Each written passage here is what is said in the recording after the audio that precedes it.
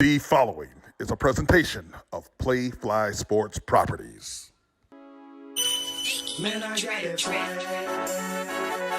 hand in my bag. Buckeyes and trying to turn to the goal line. Puts the football over. Cause man, I got it swag. Man, I got it swag. My Hands to Gifty. He stopped him. You know I'm popping tag. Bad snap. Bobble. Scooped up. Here come the Spartans. Down the sideline. Racing into the end zone.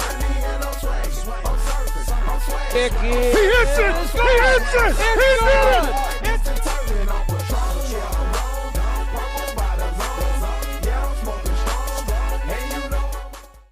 This is Sparta! It's been a little bit different. I mean, as we go through, we saw two totally different teams. Week one where it's a bunch of it was Pac-12. Kalen's a good football mind, and they do a really good job with their offense. So it's very much hey this and then this and then this, and then last week was more traditional Big Ten stuff. So the different things show up as you go through, and it's getting the guys as force-fed experience as you can get them, so that we can be able to tighten that stuff up and play better. And really, it's getting off the field on third down. We really talk about, and as a family, as a family in football, and as a family, my family, we've always talked about try to block out all the outside noise. You know what I mean? What's here is the truth, right? What's here and inside is the truth. And the people in the room when we meet on defense, the people in the room as we meet as a team or on special teams, that's really what matters. And it's about us. It's the Warriors that actually go out there getting better. And what can we see what we need to improve on? Okay, can we see who the guys who are battling and fighting and scrapping and working hard every day are doing to get better? And as long as we can see that, you try to block out all the outside noise as you go. Interesting comments by defensive coordinator Scotty Hazelton in the press conference right there. We're going to break that and so many more things down when it comes to the upcoming game against Maryland on the road. This is Sparta. I'm your host, Jason Strayhorn, along with my co-host, Otis Wiley, and Jehuu Choo-Choo Caulcrick. What's up, gentlemen? How you guys doing today? Oh, good. How are you doing? I'm doing all right, man. We've had some time to digest the previous game, watch a little film, getting ready for the next week, and the sky did not fall. I don't know how you guys feel, but looking forward to the Maryland game after a not so good performance against Minnesota. I'm a little bit more optimistic than I was a few days ago. How about you guys? Yeah, I'm ready to go. See, last week's game, all you got to do is just take that up and throw it over. It's done and dusted. And now it's on to Maryland, on the road in Maryland, when it really, really counts in Big Ten play, Big Ten league play. So I think the Spartans are going to be ready. I think those boys probably had a rough week of practice this week. I hope they did a good job of blocking out the noise and, get focused on the terrapins. Yeah, to Jay's point, man, I think Sunday, when you're in the film room and after a loss, I mean, we all can attest that when you're watching film, it's worse watching it when you get that big loss, right? It's worse because you're like, well, what happened, and you probably replay this in your mind as you get done Saturday night going into Sunday, and then you're just preparing for the criticism and the critique. And you got to accept it, embrace it. And my hope and my prayers are that these guys have truly have accepted that, embraced it, and knowing that we can play better. And I think we'll have a better product out there. And it's all about the energy. Got to start fast. And so I feel like we didn't start fast. So we got to start fast straight out the gate, regardless of how we're feeling. It's a 0-0. We got to get a one win on that board for conference play. And like I said, turn the tide. We have the control. And let's go out there in College Park and bring Spartan Nation back to its feet. Well, Saturday will be the 13th meeting between Michigan State and Maryland. Right now, Michigan State holds a series lead of 10 wins, 2 losses, including a 3-1 record in College Park. We're going to go in and break this thing down with a This is Sparta inside look at Maryland, brought to you by IHOP. The 2x2 breakfast combo equals one delicious meal. Enjoy 2 pancakes, 2 eggs your way, and 2 pieces of bacon for only $5, only at IHOP. Hurry in and enjoy this deal for a limited time. Dine in only. Price and participation may vary. Restrictions do apply.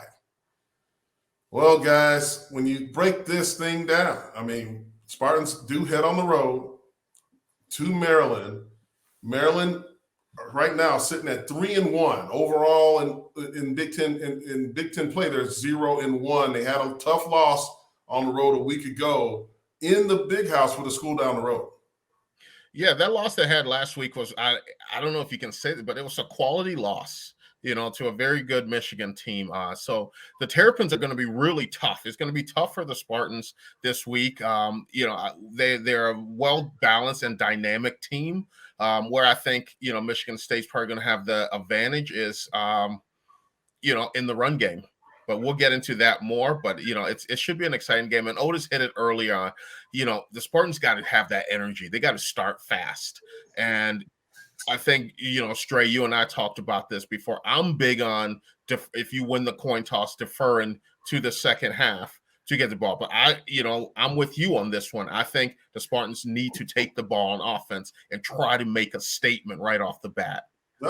Change your heart by Choo. That's a big man. That was only a day and a half, man. He must have had a good night's rest.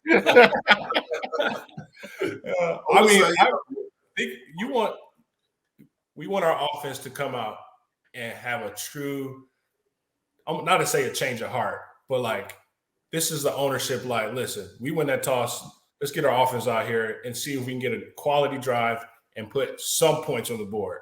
And it's not giving you some cushion, but allows the defense to truly, hey, all right, get us some breather. Once we get this, go down, drive down, get a field goal or a touchdown. And then defense guys has that cushion to play free. And so I think I'm indifferent. Sometimes I want to do the defensive stands. I feel like it's disrespectful when, they choose to defer and, all that other jazz. But from last week to this week, all right, let's switch the tide, let that offense go out there, let Peyton Thorne do what he does best. And let's get him back up, get his courage back up, get his confidence back up. Right, Otis. So I was the type of person where I wanted, as an offensive player, I wanted the defense to go out first because I felt if they went and got that 3 and out or got that turnover, it got me juice, and I felt I had to match that energy that the defense had. Is that the same way that a defense feel if the offense gets out there and methodically goes down, marches down the field, gets a touchdown, get a field goal, now the defense is juiced and ready to go? Is that the same mindset? Yeah, I mean, there's a lot of different mindsets with that one because it could go the opposite way where you guys go out there and we already punting, right? And so, you and me both, we were on special teams. So when you hear punt ready, you're like, man, we just got out there. We just got done warming up. But it does change the tone of offense means business. It's kind of like you said, the same side. I'm like, our offense means business, so I can't let them down. That's that point. I don't want us to let it down. Let's keep the momentum because when you score and we get a 3 and out right away and you still keep that momentum, that's when we have the momentum on our side and we continuously drive because there's no better feeling. And I guarantee the Minnesota Gophers was ecstatic when they came into East Lansing and popped us for that L, right? You come into somebody else's home turf and you just demand the respect and you take it. I think that's the tone we should be taking when we get there to College Park. We're coming in and we're gonna wreak havoc just like we just got done this past weekend. Right. Yeah, breaking down University of Maryland's performance against Michigan a week ago, they had about 397 yards total offense. Otis, 269 of those through the air, 126 or 28, on the ground. Looks like they have a pretty balanced attack, but junior quarterback Tunga Vailoa, whose brother is balling in the NFL for the Miami Dolphins, it was 20 or 30 for 207 yards with a touchdown and an interception. 2 interceptions, by the way. Now, if you can look back on there, and two of those interceptions should have went to review if you look at it, right? Even the one that kind of sealed the deal. I was talking to my guys there in Maryland. So, Maryland is a Play Fly Sports property, a little plug there. So we're kind of battling internally with Michigan State and Maryland Play Fly properties. But, if you look back at that, our dual threat quarterbacks, when we historically face a dual threat, it's kind of hit or miss, man. Like, you have to have a true game plan of, just like Penix Jr. in Washington, right? Like, he can kill you with the legs, he can hurt you with the pass, and it's really every level has to be on their P's and Q's of keeping him in this tackle box and just kind of keeping that swarm and that pressure the entire time. And we already know he's going to make plays. So I guess your expectations of obviously 3 and outs, you want to turn that tide, but keeping him in the box and also keeping him from where he's going to kill us with his legs, we got to make sure we're putting the punishment on him every time you get a chance to hit him and slow him down. And then causing those bad passes and that timing with the receivers is going to help kind of in that back end in the secondary. Mm-hmm. Yeah, when speaking of big hits, Tagovailoa did take a nice hit against Michigan and was ruled out for the remainder of the game late in the ball game. There's some mixed reports coming out of Maryland, one saying that, he's fine, he's 100% fine, and others saying that head coach Mike Locksley is using him as a game time decision.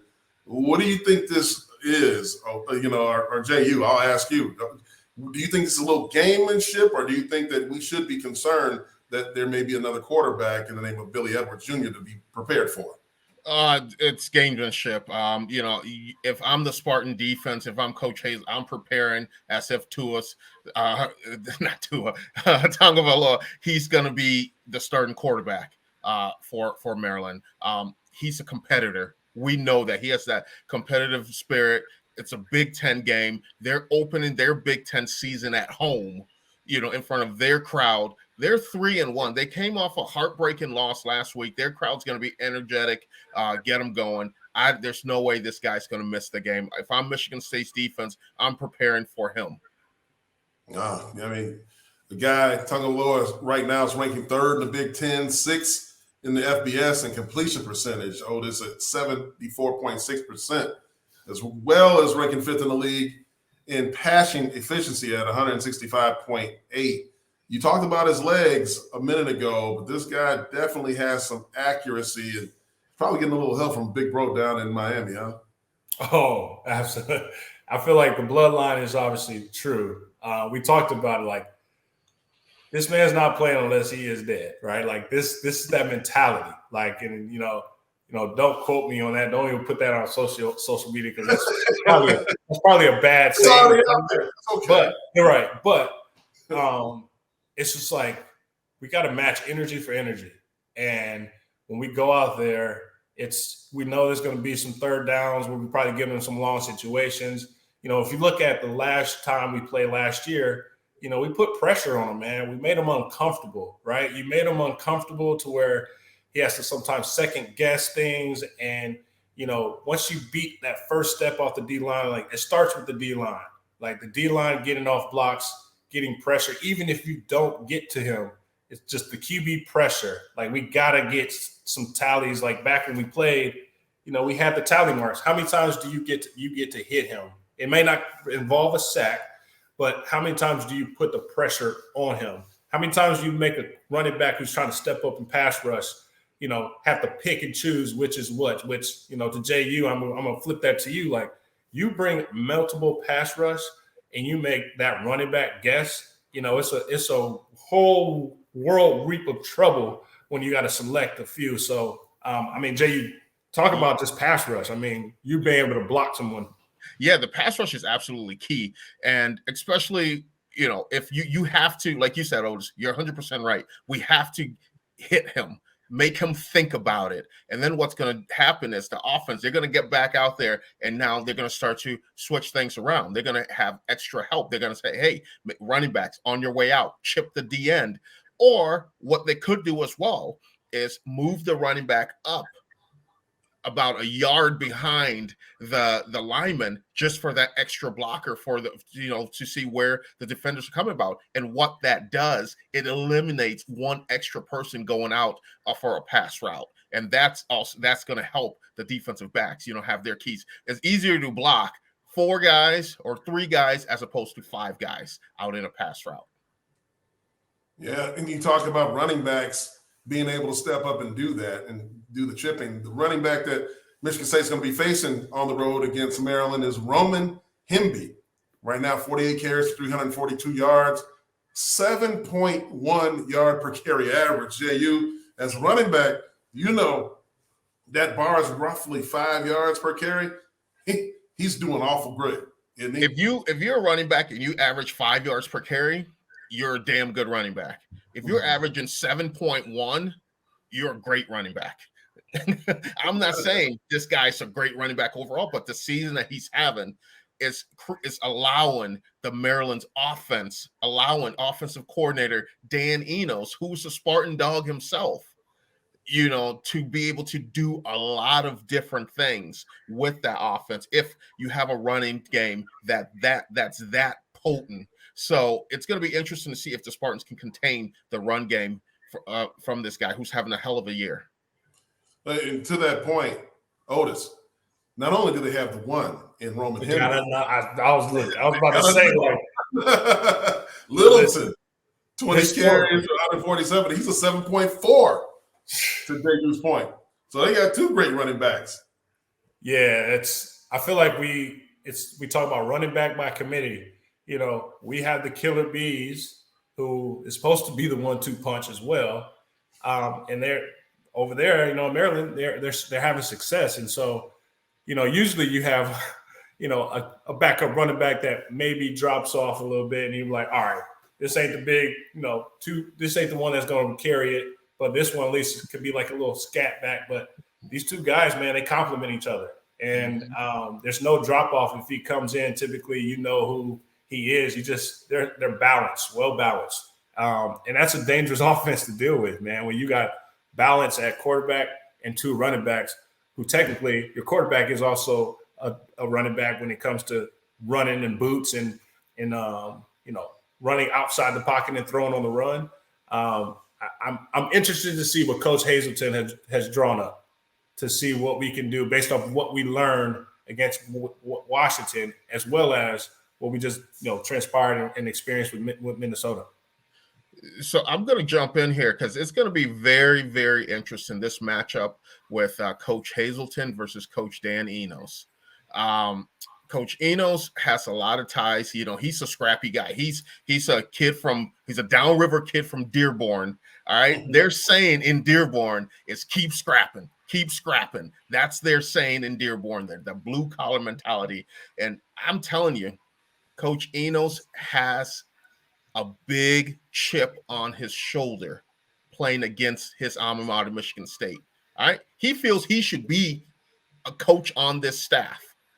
When it's all said, he has a big axe to grind, and he's going to put out everything that he can against Michigan State this week so he can be successful. He's had a lot of success. He was, after he left Michigan State, he was a head coach at Central, and who worked under him was Jay Johnson, was on his staff at Central. And he left Central. He went to Alabama with Nick Saban, that Michigan State tie there. So he's learned from the best. So that the matchup between Coach Hazelton and Coach Enos is going to be really, really interesting to see. And right now, Coach Enos has a lot of weapons at his disposal. Coach Enos is used to coaching a 2-back system with 2 guys that can go. And Coach Enos not only went to Alabama, I think it was Arkansas. He had a stop there, another small stint at Miami. He was at the school down the road for about 2 weeks, but then he wised up. I like that. He put the okie doke on them. Talk about conflicted, right? Talk about conflicted. Right. Listen, we don't knock guys trying to feed their families. He's done a phenomenal job now as offensive coordinator at the University of Maryland. It's going to be very tough to see what he's going to do, and it's going to be a chess battle, as you just talked about, JU, between him and Scotty Hazelton when we go out to Maryland in a few days from now. And, you know, you're looking at the receiving core for Maryland. Your junior wide receiver, Jacob Copeland, you know, he's a guy who had 4 receptions for about 52 yards against Michigan a week ago, but the team's leading receiver, Raheem Jarrett, guy who had 4 catches for just 12 yards a week ago, but also leads the team in catches right now with 15 for 208 yards, 13.9 yard average per catch, 3 touchdowns. Otis? Yeah, every time that guy touches the ball, it's a first down. Yeah. So, I'm learning is that when you're dealing with veterans, right? Like we have those guys are vets. You know, they're older, they're more experienced, more seasoned. It's really when we're young. I mean, we do have, you know, a senior, redshirt senior, or, you know, 6th-year senior in Amir Speed. You know, we need to see Amir Speed that we saw in that national championship game.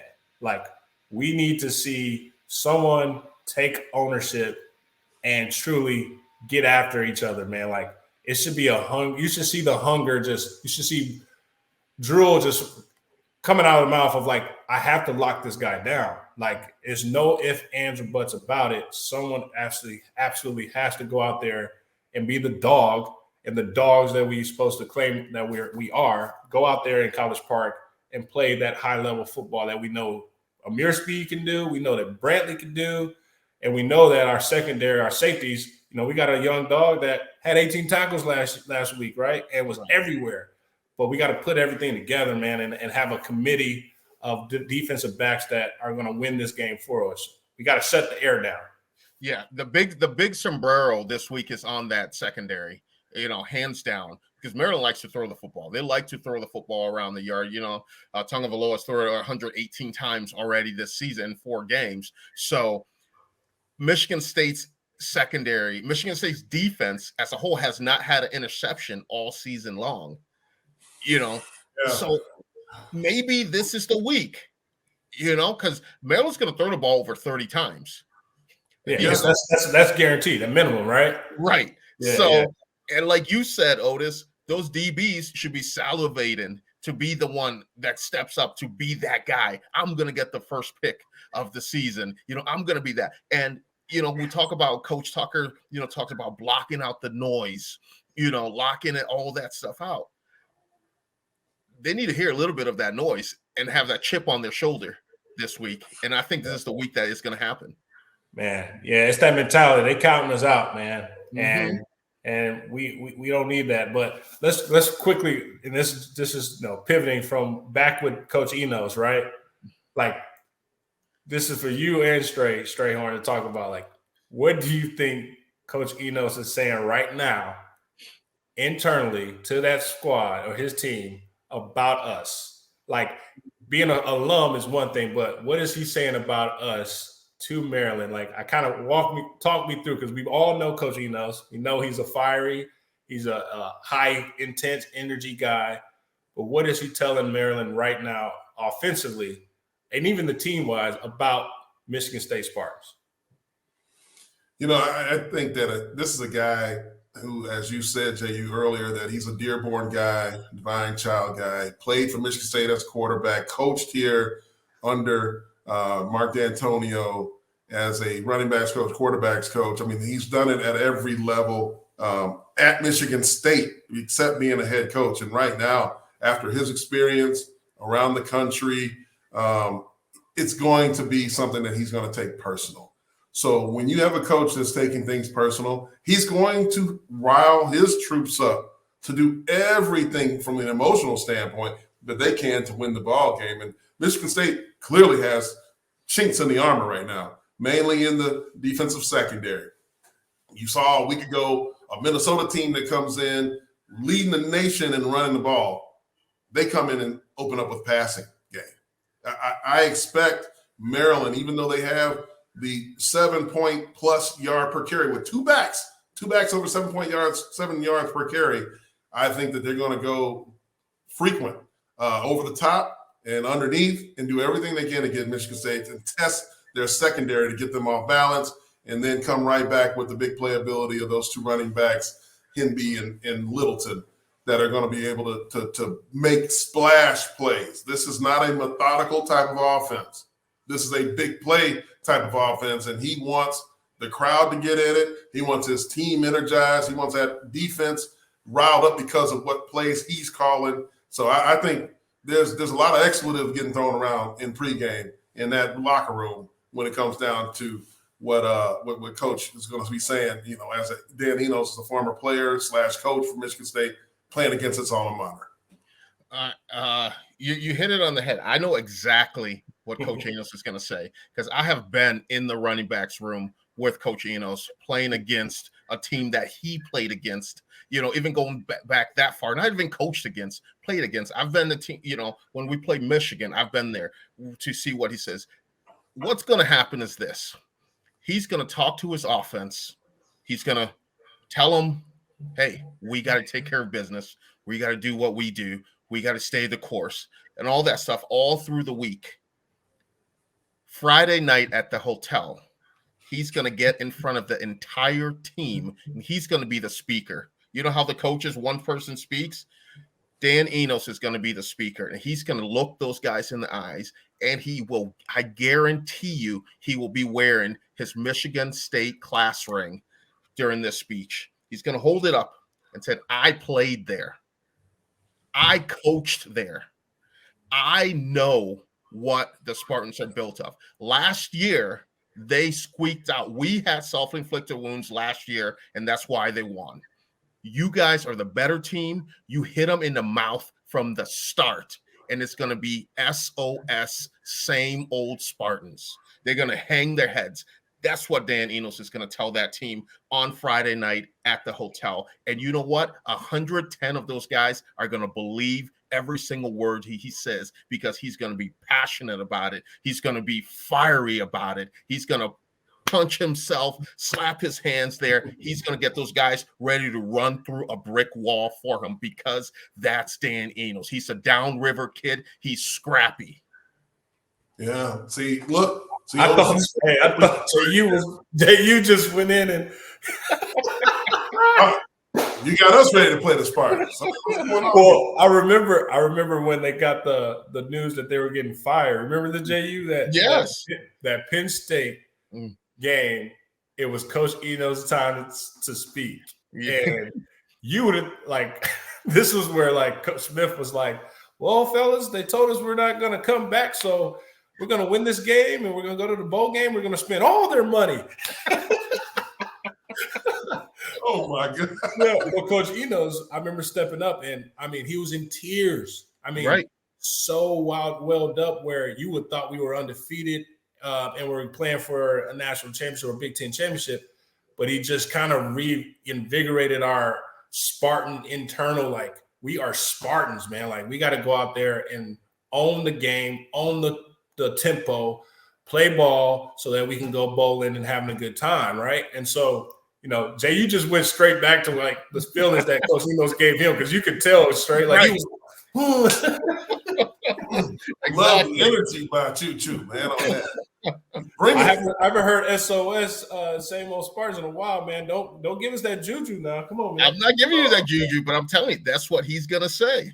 Oh, believe me, that is being said around the country outside of the walls of the locker room. That's what Scotty Hazelton was talking about in his press conference. He's talking about there's going to be noise and they've got to block it out. That's what Mel Tucker said immediately following last week's game. And there's going to be a lot of noise. There's going to be a lot of people saying a lot of negative things. And you talked about it there, when they have leadership on that side of the ball at Maryland. Michigan State searching for leaders. They have a lot of injuries. That's the elephant in the room, okay? You lose two of your most important leaders in the secondary. Guys, they know how to communicate back there, and Darius Snow and Xavier Henderson. They go down in week one. The next thing you know, you lose Jacob Slade, who's your interior pass rush guy, or a guy who's going to be a run stuffer by Pro Football Focus, one of the number one draftable defensive tackles in the country. Then you look and you see Chris Bogle, the transfer from Florida defensive end. He goes down with an injury. The injuries just continue to pile up on the defensive side of the ball on a team that was already a little sketchy when it comes to pass coverage. Now falling down that list as far as pass rush or pass defense, Michigan State searching for answers right now. Otis, what's the answer for Michigan State against the Maryland team? Oh, that's a tough question. You set that up pretty right, man. I honestly, man, like I won't say I don't know, but I know the answer. But it's one of those. To Coach Hazelton's press conference, next man up, man. We got to throw everything at it, man. Like I don't care if my man is a preferred walk on or we just got him off the street. We're going to have to find a dog, and it's got to come under the lights, man. Like we got people. I know we got dogs and we got players, but I think this is that moment of like, all right, come to Jesus meeting. They saw that kind of. I don't know if you saw the pressings. They held internally a meeting, which that's where you know someone stepped up, a few guys stepped up, and like Coach, I don't know if JU was there, but Coach D brought into us. I think you may have graduated, but that following year, he had us read an entire book. Right. It was called It's Your Ship. And we all know coaches coach, players play. So I don't care what happens, what game plan, the players got to go out there and win the game. So internally, when you hear there are meetings being held that's internal, closed door, and it's just a player-led, which Coach Tucker said it, best teams are player-led, right? And so we're seeing all right, we got to take ownership, man. Like we can't put that product out there because it's really just saying to heck with what the preparation went through and all the stuff we did in the summertime. Let's go back to that where we were grinding to prepare for this moment. And then at that time, you got leaders that are stepping up and calling out each other. It's like we all got to be together. The chain's got to be strengthened. The link in the chain has to be strong. There could be no weak links. If so, almost the bus is going. You can step off now. I think that's the mentality of internally on that meeting. That it's going to take more so not the skills, the X's and O's. It's about the pride and the mentality when we're going in there. I think it's mental. It's all mental. It's not even the physical part of it. It's the mental part that's going to lead the physical. That's a good point. JU, you know the answer. Give it to us. You ain't got the answer, Sway.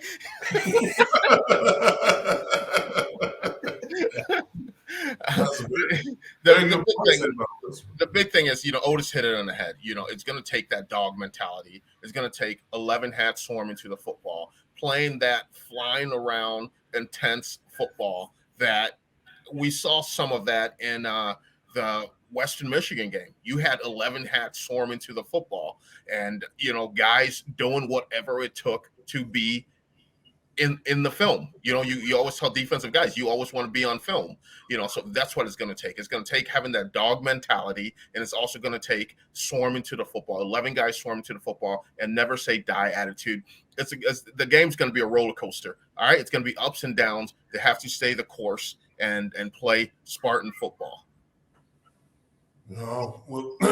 Playing Spartan football is right. And just to break down Choo-Choo's favorite people, Choo-Choo, kickers are people too. Oh, God. I think y'all got excited. I think you're going to talk about running backs, but you're going to kickers.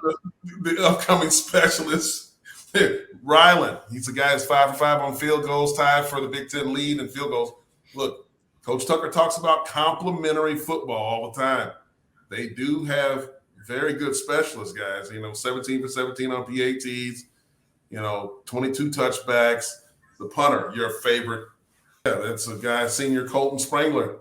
He's averaging 48.8. That's right up there with our guy, Behringer.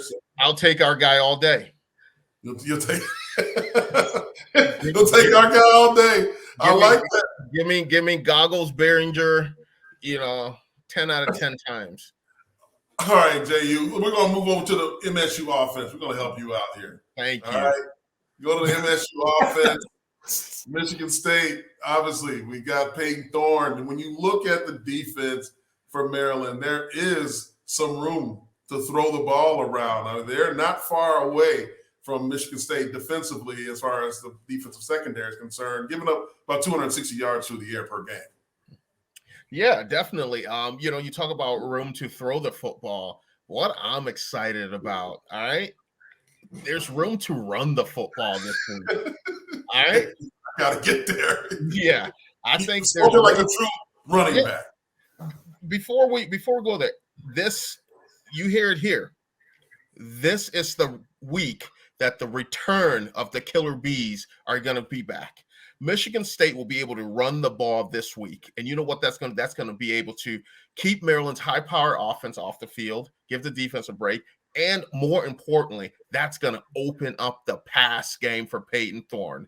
This is the week. I'm telling you, Spartan Nation, this is the week that Michigan State's offense is going to come alive. The run game is there. Michigan State will be able to run the football this week. I think that's one of the weak spots in Maryland's defense is stopping the run game. I mean, let's talk about we got to get our running backs out in space. Like we need to we got to get some screens. We got to successfully get those where we're keeping the defense guessing multiple types of things that our offense is doing. Now, one thing I want as a defensive guy in our offense on the opposite side is, man, let loose, let it go, man. Like LIG it, Craig, on for Friday, right? Let it go. I was about to say like Frozen because, we're watching Disney and stuff, but just air it out and just have fun, man. Bring that fun back where, like, even if we don't get the first down or even if we don't get the long home run, at least we're targeting it. At least we're being aggressive because the passiveness, man, is just that what eats us alive. Like Spartan Nation, I think, is seeing like we're not having a DNA. We're second guessing what we should do. Just go out. Like I saw Jehuu bring the pin in. Like that's when you know. That's when you know he's like Spartan Nation. Aggressively, man. Like go out there and just let's play ball, man. That's what we came in to do. Let's go at it. But before you play ball, you got to run the football. True. Yeah. Run the football. Hey, inside run. Like when they've been breaking down the film, they're saying that there's holes there. Yes. So this isn't a fully like offensive line issue at all. This is what you've been talking about. Running backs got to get their foot down and get north and south and get through the holes. The guys aren't hitting the hole right now. Is this why you are feeling a little bullish on the run game this week? Because you think they're going to hit the hole? Yeah, I think they will because I think it's been 4 weeks now of getting used to their offensive line and running game is especially for a running back. It's all on feel and vision. You got to be able to feel it. Ride the wave. The cutback. You don't make the cutback. You feel the cutback. That's what it is. And I think these running backs are going to have to are starting to get that groove. And I think now that they know, hey, the last 2 weeks, what we did wasn't working. So what are we going to do? We're going to put our foot down. We're going to have a feel for the game. We're going to take what's there. And then once we get to the second, we let our athletic abilities take over from there. But at the very get-go, you got to go off what's the feel of the game is and what's given to you offensively. And I think this is the week. This is the week the Killer Bees returned with a sprinkle of Elijah Collins being that pound. Speak him up. Yeah. Put Booby in. Put Choo Choo in. Put Booby in. I'm telling you, this is Elijah Collins. He's that X factor in the backfield. He's the X factor. And guys, we've got to talk about the elephant in the room. Like, how concerned are you right now with Michigan State football as it stands? Oh my gosh, another one. Look, Stray, I'm not concerned because I know with this adversity, it's building stronger bonds, right? Like we're gonna have to take these losses like men, and we got to respond like giants, right? We got to go against all odds, man. Like I think you like that one. Ooh, I see. Dropping jewels. See how he does? I didn't even write that one. That was one of them McLean Cleaves alley-oops. For sure. I mean, everyone wants to everyone around talks, feedback's happening on social, and everyone thinks they have the answer. No one knows but the people in that room, man. like we don't even know. But from playing, we speak from our experience, and we know we've all went through those pits and those deep falls of a season. So it's all about bringing fun back into this game. It's all about taking the pressure off. We have nothing to lose at this point. So let's go and let's get this dub and let's play Spartan football. Jehuu, same question to you. How concerned are you with Michigan State football as it stands? You know what? I'm not concerned. I think we have the right leadership in Coach Tucker. If there's anyone that can, turn this program, motivate these guys, it's him. I love the fact that he's taking the brunt of the criticism. He's putting it upon himself. That's a true leader. That's a selfless leader right there. But I think I'm not concerned also too, because I think we have the right guys in the locker room. These players they're the ones that are walking through campus. We forget about this. We just see what happens on Saturday and we go back home as fans. These players have to go to class with their peers. They have to be sitting next to someone in class reading the state news with them being dogged in the state news, and there comes a mindset where enough is enough. And I think we've reached that point. I think this week was a great week of practice. We saw on the, Spartan football Instagram that lock the gates, lock out the outside noise, lock out the attention from coming in there, and let's focus on football. Let's get back to basics and focus on football. The players, as much as you say you don't want to block the noise, they hear the noise, and I want them to hear the noise. Like I said, that's going to put that chip on their shoulder, and they're going to go. So I'm not concerned. I still think there's a lot of football ahead of us, and there's a lot of our goals that we can still accomplish, as Spartans. So I'm confident in the Spartans. Yeah, I agree with you guys. I think that, the talk of, we got to fire this guy or bench this guy, I think it's crazy. I think what Mel Tucker has done, people are criticizing him because of the extension. I think you pay a guy like Mel Tucker to do and deal with this moment. Michigan State has not had a great run of talent over the past 4 or 5 years. It's just recently beginning to replenish the coffers, if you will. If you look at, the stat that was floated around on the internet the last couple of days, that Michigan State has had 55 transfers leave. Only 5 of those 55 have gone to Power 5 schools. So there's a major exodus of talent, and then the new input of talent needs experience. You struck gold with Kenneth Walker III. We all know that. He was one of the hardest workers that's ever put on the green and white. He's the best player on the team and the most humble.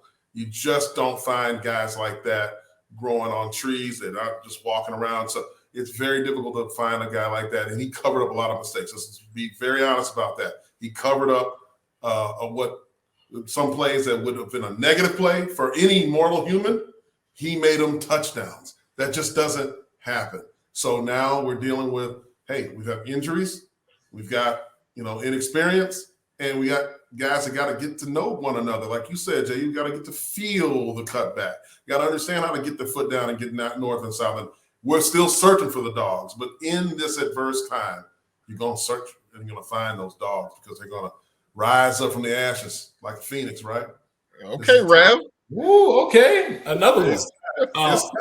It's time. I agree with you guys, man. So, look, both of you, Otis, I'll start with you. Final thoughts for this week going on the road to Maryland before we put a bow on this? Yeah, final thought. We can't forget. We need electric Jaden Reed back. Like we need that guy back. And I know he is probably disappointed because it kind of set back and getting that small injury. But like you saw a little glimpse a little bit last week when one touch, but like we need that Peyton Thorne, Jaden Reed electric back, because that's just going to open up the field gates where we know Keon Coleman is that guy. He's going to bring his A game every chance he gets.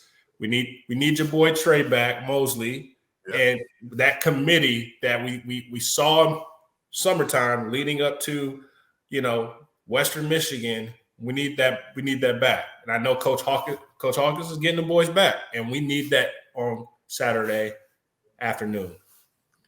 Yeah, I totally agree. I think the way that we're going to get Jaden Reed back, I think Coach Johnson has to do a bunch of different things, from tunnel screens, from jet sweeps, reverses, open that up, put the ball in his hands. And what that's going to do, that's going to attract attention. So what Maryland will have to do now is they're going to have to go, hey, maybe we got a bracket coverage this guy. And you do that, you got Mosley moseying on for a tutty. All right. You got Coleman, Neon Keon, getting it done. And don't forget, Baker, touchdown maker, in there too. So I think, getting Reed back, in the fold of things, getting the ball in his hands, get the ball out of Thorne's hand quickly, get it in his playmaker's hands. Because, my grandpappy always say, you never go broke taking a profit. All right. That's what running backs need to do. You throw a 1-yard pass, let your playmakers go. And at the end of the day, it's going to say Peyton Thorne threw a 70-yard touchdown, but really he threw a 1-yard pass that the ball carrier turned for a 70-yard run. So, you got to do that. And right now, as Spartans, since we're all, philosophering and, throwing all those things in there, sermons going on up here. Yeah, Michigan State hasn't lost. Bring it home, Jay. Michigan State hasn't lost focus. The Spartans haven't lost focus, but at the end of the day, a lot of the times you forget the objective is to drain the swamp when you're up to your butt in alligators. Ooh. Oh man, the one-liners. I mean, they just don't stop, guys. I mean, and look, I'm looking forward to more of this when we catch the recap of this game. But also, we're going to come to you from the team hotel in Maryland in a few days.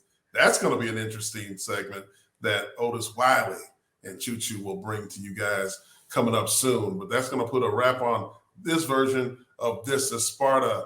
For Otis Wiley, Jehuu Caulcrick, I'm Jason Strayhorn. Have a good night. God bless, and go green. Go white.